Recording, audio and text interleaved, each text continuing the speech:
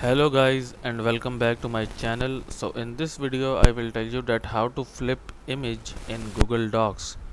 So before starting this video, make sure to like this video and subscribe to my YouTube channel for more tips and tricks like this one.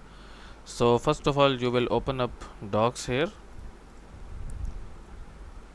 Then you need to click on this option where it says go to Docs, and then from here click on this blank page.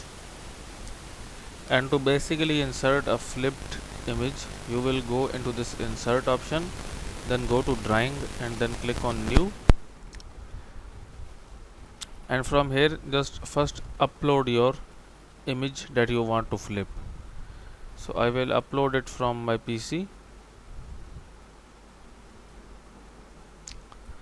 So let's suppose if I use this image here. Okay,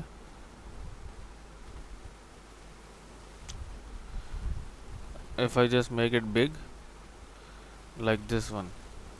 Now if I wanted to flip it, I will go into this actions tab here,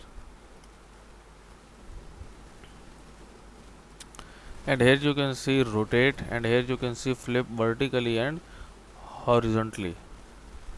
So as you can see that I can now flip it if I want, and then I will tap on save and close, and that's it.